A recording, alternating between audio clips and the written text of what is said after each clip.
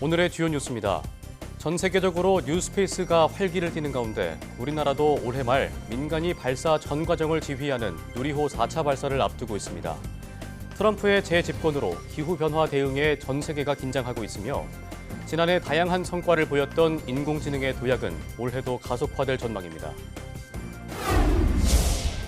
올해 9월 우리나라에서 달이 지구 그림자에 가려지는 개기월식을 3년 만에 관측할 수 있습니다.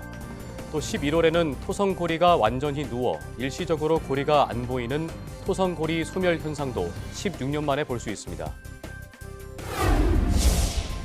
제주항공 여객기 참사 당시 공사로 인해 원래 활주로 가용 거리보다 300m 짧게 사용한 것으로 확인됐습니다.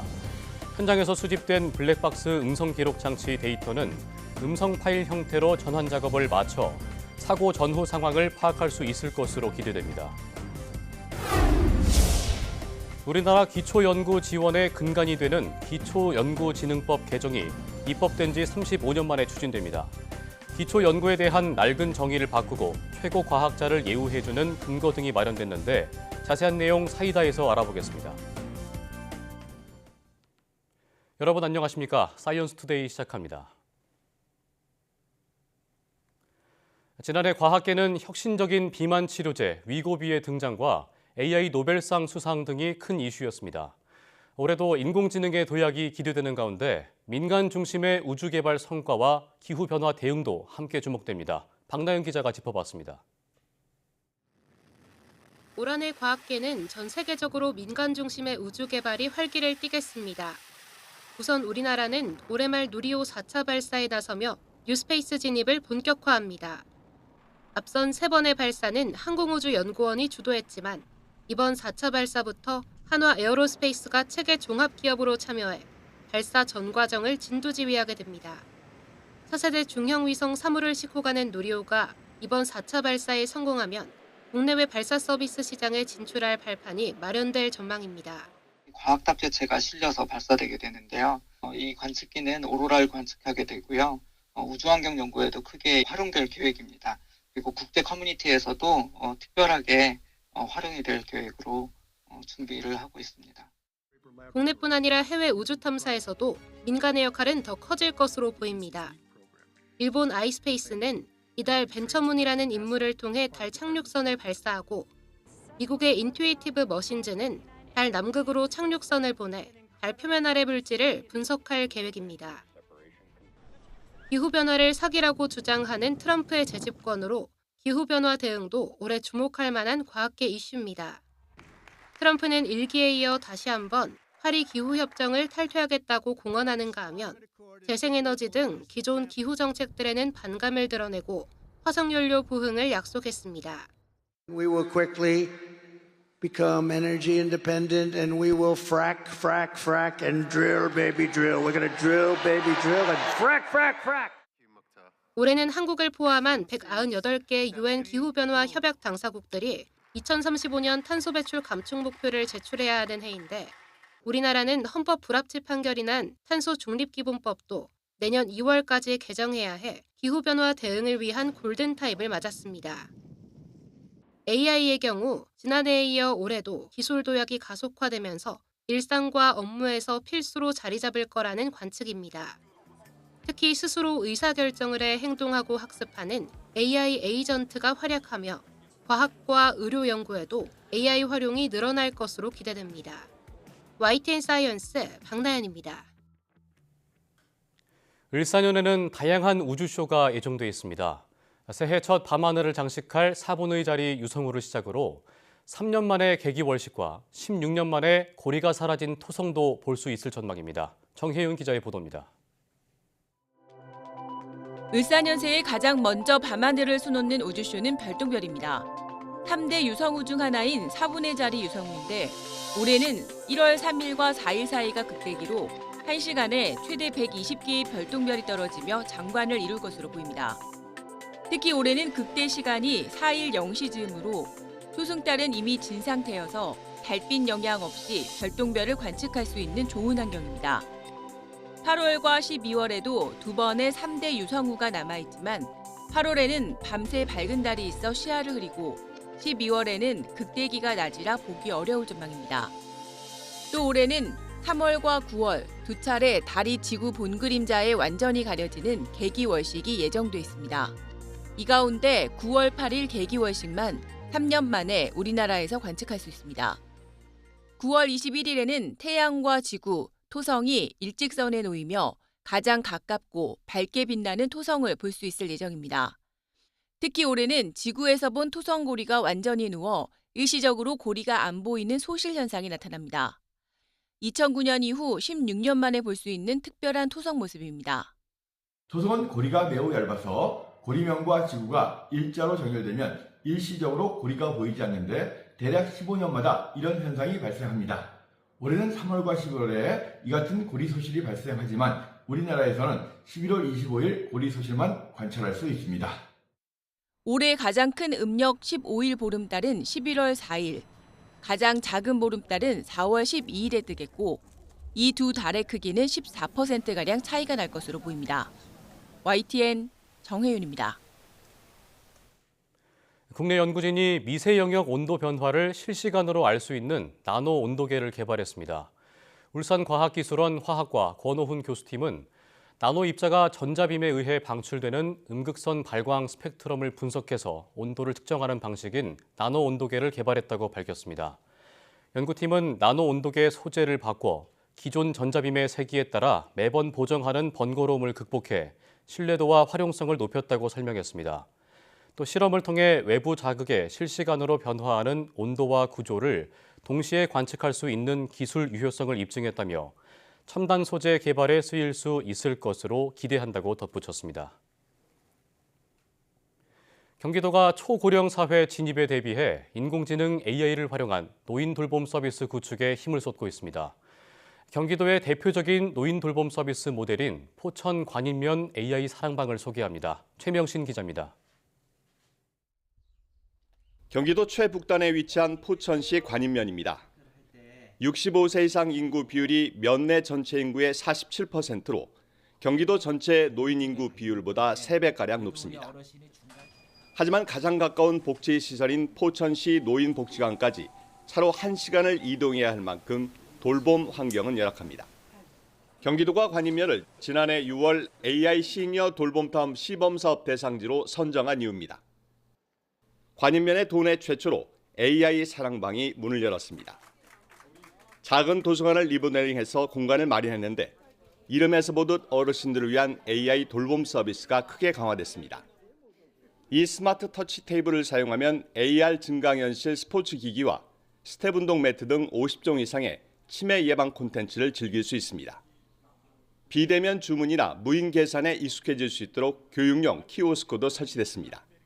처음 해는 건데 다 재밌어요. 이게 뭐 운동도 될 것 같고 치매 예방도 될 것 같고 정말 어린 세계로 돌아가는 거 모양 재밌고 아주 좀 행복해요. AI 사랑방엔 전담 매니저가 상주해 어르신들의 프로그램 이용을 돕고 있습니다. 일상생활에서 디지털 기기를 좀 더 쉽게 사용할 수 있고 또 친숙해질 수 있도록 저희가 도와드리고 있습니다. 경기도는 AI를 활용한 노인 돌봄을 꾸준히 확대 발전시킨다는 계획입니다. YTN 최명신입니다. 미국 반도체 기업 엔비디아가 지난해 인공지능 AI 관련 기업들에 10억 달러, 우리 돈으로 약 1조 4천억 원 넘게 투자했다고 영국 일간 파이낸셜 타임스가 보도했습니다. 이 신문은 기업 공시와 기업 정보업체 분석 등을 근거로 엔비디아가 지난해 스타트업 기업 자금 조달 50건과 기업 인수 합병 등을 통해 모두 10억 달러 상당을 투자했다고 전했습니다. 이런 규모는 2023년보다 15% 많고 2022년과 비교하면 10배 이상 늘어난 겁니다. 엔비디아의 이런 투자 건수는 구글보다는 적지만 마이크로소프트와 아마존을 따라잡은 것으로 나타났습니다. 엔비디아는 AI 열풍을 타고 지난해 주가가 170% 이상 급등했습니다. 주된 투자 대상은 의료기술과 검색 엔진, 게임과 드론 등 광범위한 것으로 나타났습니다. 미국과 유럽, 중국에서 AI 기술에 대한 공정 경쟁 압박이 커지는 가운데 엔비디아의 이런 행보를 두고 독점 우려의 목소리도 나오고 있습니다. 엔비디아는 이에 대해 업계 생태계 성장과 훌륭한 기업 지원, 모두를 위한 플랫폼 향상에 노력하고 있다고 설명했습니다.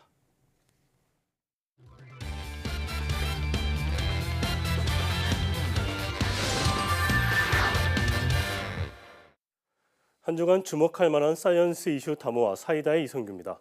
먼저 첫 번째 주제부터 만나보시죠.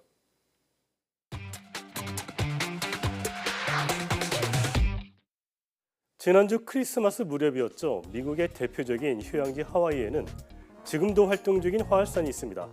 바로 킬라우에아 화산인데요. 지난주 킬라우에아 화산이 석 달여 만에 다시 분화했습니다. 미국 지질조사국은 킬라우에아 화산 정상부에서 분화가 관측됐다고 밝혔는데요. 현지 시각으로 23일 새벽엔 80m 높이까지 용암이 분출되기도 했습니다. 당국은 화산 분화가 시작되자 적색 경보를 발령했습니다. 이후 즉각적인 위협은 없다고 판단하고 경보 수준을 주의로 낮추기도 했는데요. 이번에 분화가 일어난 지역은 지반 균열이나 낙석대기 위험으로 지난 2007년부터 출입이 금지됐습니다. 킬라우에아 화산에선 지난해 6월과 9월에도 소규모 분화가 발생했습니다. 또 지난 2018년엔 대규모 폭발이 일어나 주택 700여 채가 파괴됐습니다. 하와이는 킬라우에아뿐만 아니라 세계 최대 화활산인 마우나로아 등 화산 활동이 빈번하게 발생하는데요. 지난 2022년 11월엔 마우나로아 화산이 1984년 이후 38년 만에 분화하기도 했습니다. 이처럼 화산 분화가 잦자 화산 연구도 활발한데요.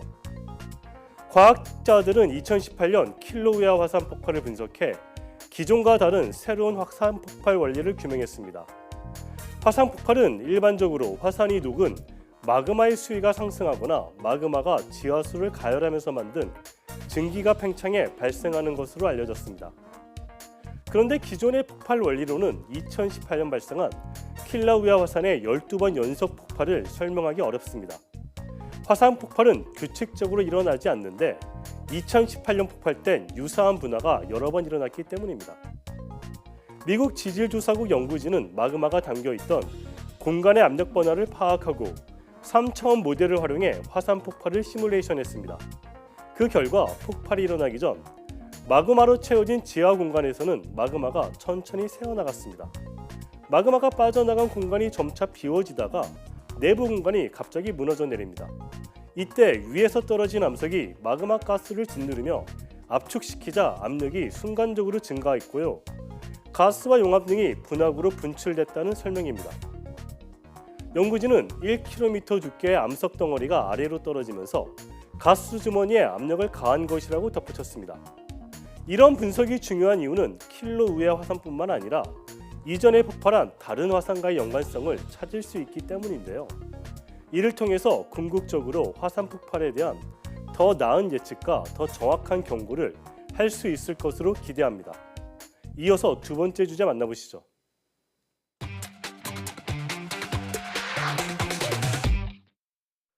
우리가 흔히 연구를 말할 때 기초 연구다, 응용 연구다 이런 얘기를 하죠. 기초 연구는 응용 연구나 융합 연구 등의 근간이 되는 연구일 텐데요. 지난달 30일이었죠. 기초연구진흥법 개정안이 이 법이 입법된 지 35년 만에 국회에서 발의됐습니다. 개정 취지는 이 법이 지난 1989년 입법된 이후 낡은 법 체계를 그대로 유지해 현실에 맞게 손보자는 겁니다. 개정안은 우선 기초 연구를 본연의 목적에 맞게 재정의했습니다. 기존 정의는 기초 분야가 중심이었는데요. 개정안은 현상에 대한 탐구나 관찰할 수 있는 사실들의 발견 자체를 목적으로 새로운 지식, 이론 획득을 위한 연구로 재정의했습니다. 미국의 경우엔 기초 연구를 현상들이나 관찰 가능한 사실들의 근본 원리에 대한 새로운 지식이나 이론을 창출하기 위해 행하는 연구로 정의하고 있는데요. 미국의 사례처럼 본연의 목적에 맞게 재정의한 겁니다. 법에 규정되어 있지 않던 원천 연구와 융합 연구에 대해서도 원천 연구는 제품과 서비스 개발에 필수 불가결하며 부가가치 창출과 응용 가능한 기술 개발로, 융합 연구는 복합 문제 해법을 제시하는 범학제형 협력 연구로 목적과 특성에 따라 정의한 조항을 신설했습니다. 또 개정안에서는 주목할 만한 내용으로 최고과학자 예우를 꼽을 수 있습니다. 우수 성과를 창출한 기초과학자 예우를 위해 기초연구 최고과학자로 지정할 수 있는 근거를 마련했습니다. 현재 과학기술정보통신부가 주관하는 대한민국 최고과학기술인상이 있는데요. 이 상은 한국을 대표할 수 있는 탁월한 연구 성과를 이룬 과학기술인을 발굴해 시상하는 제도로 지난 2003년부터 시행되고 있습니다. 개정안은 기초연구 분야의 최고과학자를 따로 출연하자 이렇게 볼 수 있습니다. 또 기초연구를 위해 정부가 지능시책을 마련해야 하는 책무를 부여했습니다. 연구자에게도 연구 과정을 성실하게 또 윤리적으로 수행해야 한다는 책무를 부여했습니다. 정책 기반 강화를 위한 첨단 기관 지정 근거를 마련했고 기초연구 통계 조사를 위한 규정도 신설했습니다. 이외에 기존 법안 내용 가운데 기업 부설 연구소 지정과 관리에 관한 사항은 국회에서 발의 중에 있는 기업연구개발활동 지원법에 이관하기로 했습니다. 이런 일련의 지원을 통해 기초 연구하기 좋은 환경을 조성하고 연구자의 사기를 높이겠다는 건데요. 개정안을 대표 발의한 국회 과학기술방송통신위원회 소속 국민의힘 최수진 의원의 설명 들어보겠습니다. 이 법이 바뀌게 되면 연구자들이 좀 더 체계적인 지원을 받을 수 있습니다. 특히 젊은 과학자들이 자유롭고 도전적인 연구를 할 수 있고 이 기술을 기반으로 해서 기업 그런 기술에 대한 사업화 이런 것들과 연장을 할 수 있는 그런 제도를 마련을 했고요. 또한 이런 환경이 조성됨으로써 연구자들이 좀 인정받을 수 있는 제도, 그다음에 우수 연구자의 경우 장기적으로 또 연구를 할 수 있고 그러면서 우리나라가 기술 강국으로 좀 더 도약하는데 기반이 되는 그런 법적인 근거 이런 것들이 확보됐다고 말씀드릴 수 있습니다. 개정안은 앞으로 국회 본회의 통과 등의 절차가 남았는데요. 아무쪼록 기초연구 환경에 긍정적인 변화를 불러오길 기대해봅니다. 지금까지 사이언스 이슈 담화 사이다의 이성규입니다.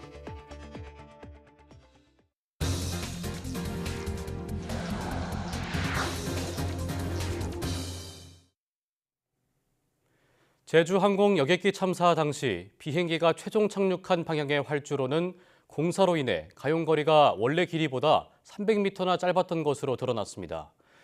대규모 인명피해 원인으로 지목된 콘크리트 둔덕은 2022년부터 진행된 추가 공사를 통해 높아진 것으로 확인됐습니다. 보도에 황보혜경 기자입니다. 원래 무안공항 활주로 길이는 2,800m입니다. 그러나 참사 당시에는 공사로 인해 가용거리가 300m 단축된 상태였습니다. 활주로 연장 공사가 이루어지고 있었기 때문에 2,500m로 이제 운영되고 있던 것은 사실입니다.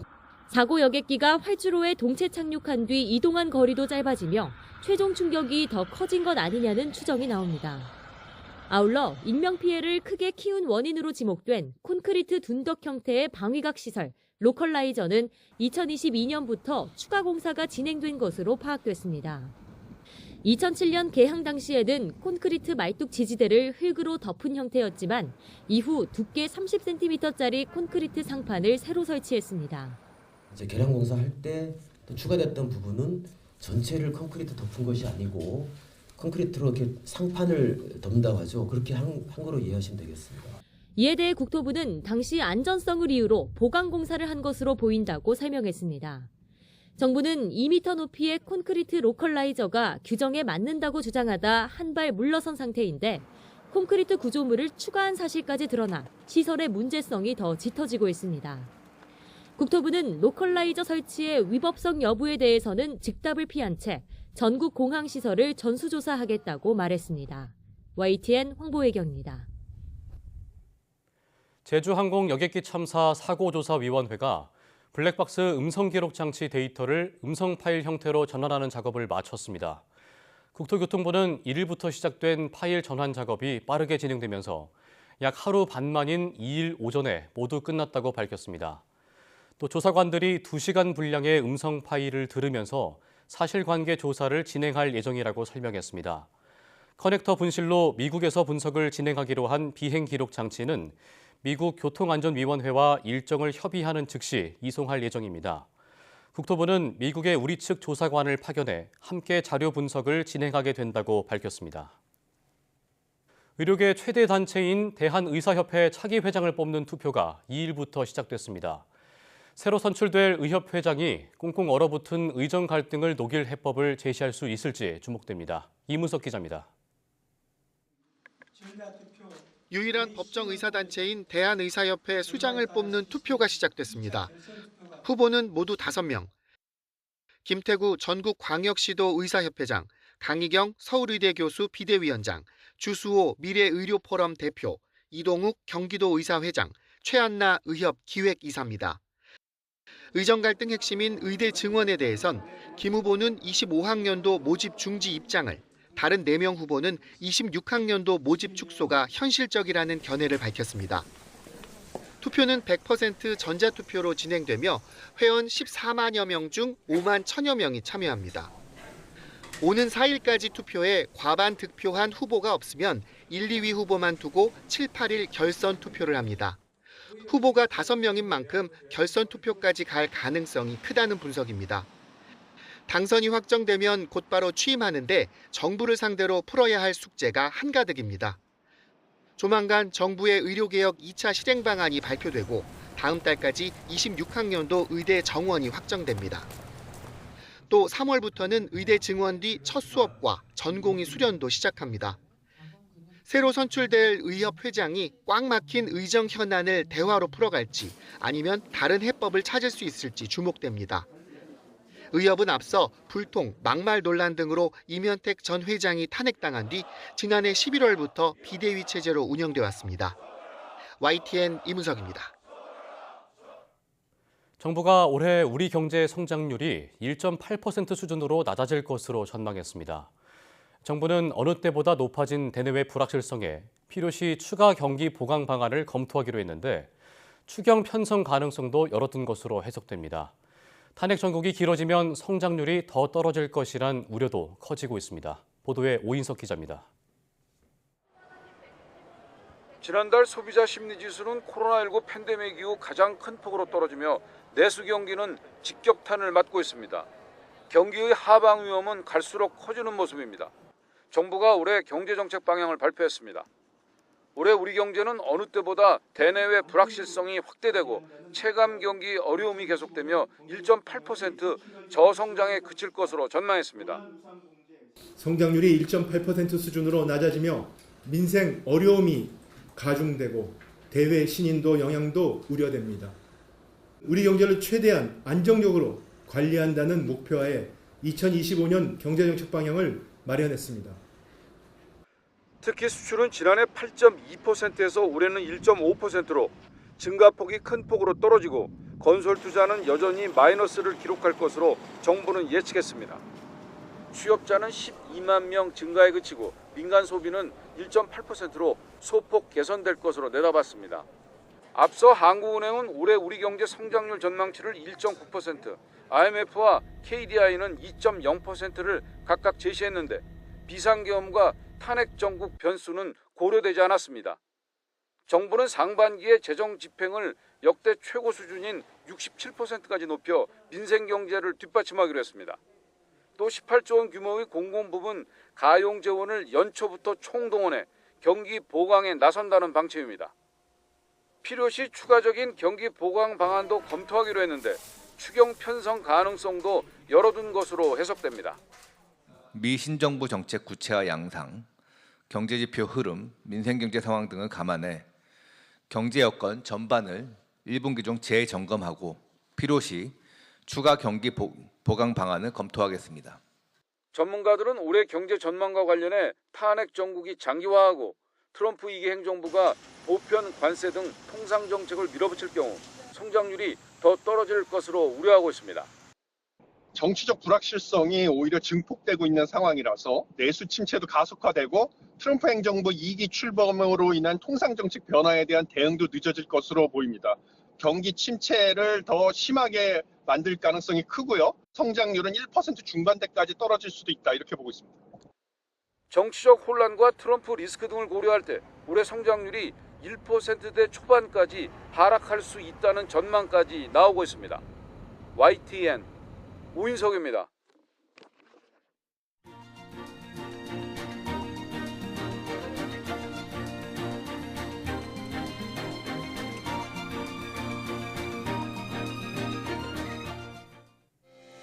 AI와 양자 컴퓨터, 우주항공 분야 등 비약적 발전이 있던 2024년이 지나고 이제 2025년 새해를 맞았습니다.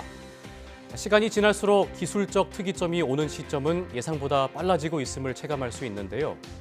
과학기술의 발달이 점차 가속화되는 만큼 놓치기 쉬운 과학 정보들을 올해도 저희 사이언스 투데이에서 빠짐없이 확인하시면 좋겠습니다. 뉴스 마칩니다. 고맙습니다.